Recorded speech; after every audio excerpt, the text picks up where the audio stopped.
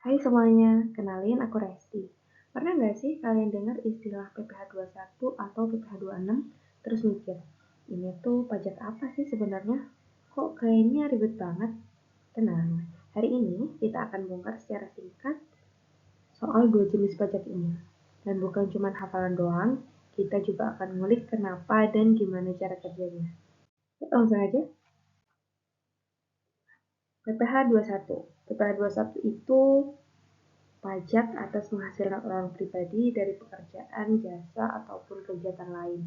Yang artinya, jika kamu kerja, dapat gaji, dapat tunjangan, ataupun bonus, itu nantinya akan kena PPh 21. Nah, subjek pajak PPh 21 itu siapa aja sih? Yang pertama, bisa karyawan tetap, freelance juga kena, bahkan pensiunan. Tenaga ahli seperti halnya dokter maupun pengacara itu juga jadi subjek pajak PPh 21. Nah, untuk objek pajaknya apa aja? Ada gaji, THR, upah, tunjangan, uang pensiun, bahkan sampai hadiah lomba non-undian juga termasuk objek pajak PPh 21. Tapi nggak semua penghasilan itu kena PPh 21 ya. Misalnya uang duka, hibah, dan juga zakat itu bebas pajak. Kenapa? Karena sifatnya bukan penghasilan ekonomis yang bisa dipakai untuk konsumsi. Nah, tarif PPh 21. Tarifnya ini mulai dari 5% sampai 30%. Dia sifatnya progresif.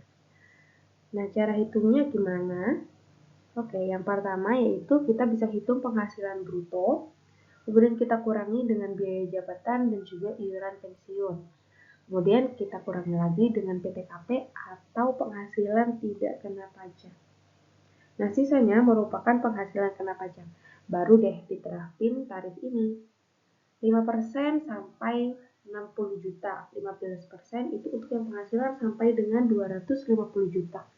Untuk 25% dan 30% itu progresif sifatnya. Jadi makin tinggi penghasilan, makin tinggi juga pajaknya. Tapi tetap ada batas wajar kok. Nah, kalau orang asing gimana nih? Nah, sekarang bayangin kamu punya konsultan freelance dari luar negeri. Dia bantu kerja di Indonesia, tapi tinggalnya nggak sampai 183 hari. Pertanyaannya, dia kena PPh 21 juga? Nah, bukan ya, dia kena PPh 26. Nah, apa sih bedanya? Kalau kita tinggal lebih dari 183 hari dalam 12 bulan, kita akan dianggap sebagai subjek pajak dalam negeri atau SPDN, dan kita dikenakan pajak progresif atas penghasilan global. Beda nih kalau kita tinggal kurang dari 183 hari, kita akan dianggap sebagai subjek pajak luar negeri atau SPLN, dan kita hanya dikenakan pajak final atas penghasilan dari Indonesia saja. Nah, contohnya potongan langsung 20% dari penghasilan bruto. Nah, ciri khas PPh 26 itu apa aja sih? Yang pertama, tarifnya flat 20% dari penghasilan bruto. Jadi nggak akan dikurangin hal-hal lain. Tidak ada pengurang alias tanpa pengurangan PTKP. Oke, kita akan lanjut ke contoh perhitungannya. Misalnya, seorang konsultan asing bekerja di Indonesia cuma 100 hari dan dibayar 500 juta.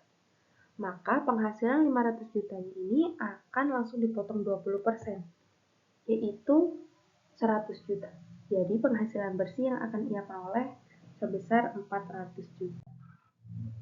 Nah, tapi gimana kalau negara asalnya punya tax treaty? Tapi sebelum itu aku bakal kasih info singkat aja tentang tax treaty biar kita lebih paham apa yang kita bahas selanjutnya. Tax treaty itu merupakan perjanjian penghindaran pajak berganda atau P3B, yaitu perjanjian antara dua negara yang tujuannya untuk menghindari pajak berganda atas penghasilan yang sama, mencegah penghindaran pajak yang tidak sah, dan menentukan negara mana yang berhak memungut pajak atas jenis penghasilan tertentu. Nah, misalnya, kamu tinggal di Singapura, tapi kamu juga dapat penghasilan dari Indonesia. Tanpa tax treaty, bisa jadi Indonesia akan tarik pajak buat penghasilan kamu, dan juga Singapura juga bisa kena pajak, jadi akan double tuh kita bayar pajaknya. Tapi kalau ada tax treaty Indonesia dan Singapura, biasanya akan diatur apakah hanya satu negara yang boleh kenakan pajak atau dua-duanya boleh, tapi salah satu kasih kredit pajak biar nggak bayar double. Nah, ini dia. Kalau Indonesia punya perjanjian pajak P3B sama negara asal si orang asing, maka tarifnya bisa lebih rendah. Tapi syaratnya harus ada surat keterangan domisili. Nah, ini penting nih. Karena tanpa SKD, ya kita dianggap kena 20% juga. Jadi jangan lupa minta dokumennya ya. Nah, berbicara tentang natura dan kenikmatan. Sebenarnya apa sih itu? Apa itu pajak dari fasilitas kantor? Mulai 2023 ada aturan baru dari PMK nomor 66 tahun 2023, yaitu fasilitas non-tunai alias natura bisa jadi objek pajak. Nah, pertanyaannya, memang voucher belanja atau makan siang kantor itu harus dipajakin juga? Nah, itu tergantung ya. Itu akan kena pajak kalau dikasih cuma ke manajer, bukan ke semua orang. Misalkan, bentuknya kendaraan pribadi nih, bukan kendaraan operasional, dan rumah dinas yang diberikan itu untuk pemakaian pribadi. Karena sifatnya selektif dan eksklusif, itu dianggap sebagai tambahan kemampuan ekonomis. Dan gak akan kena pajak kalau ya kayak gini, makan siang rame-rame semua divisi, seragam kerja, atau bingkisan lebaran umum juga nggak akan kena pajak nih. Kenapa? Karena itu fasilitas kolektif, bukan keuntungan personal. Nah, kenapa sih pengetahuan seperti ini penting untuk kita semua? Karena ini bukan sekedar menambah wawasan ya, tapi ini juga tentang keadilan, kepatuhan, dan juga strategi. Karena kita perlu tahu nih, mana penghasilan yang akan dipotong pajak, kapan kita harus minta bukti potongnya, dan gimana cara manfaatin aturan seperti P3B atau PMK 66 supaya tetap efisien dan legal.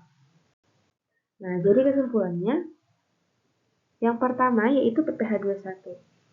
PPh 21 ini untuk warga negara Indonesia ya, yang kerja dan punya penghasilan di Indonesia dengan sifat pajak progresif. Kemudian kalau PPh 26 ini untuk orang asing yang menerima penghasilan dari Indonesia dan sifat pajaknya flat. Nah, kalau natura ini pajaknya tergantung jenis fasilitas. Dan yang paling penting, kita harus tahu aturan dan tahu posisi.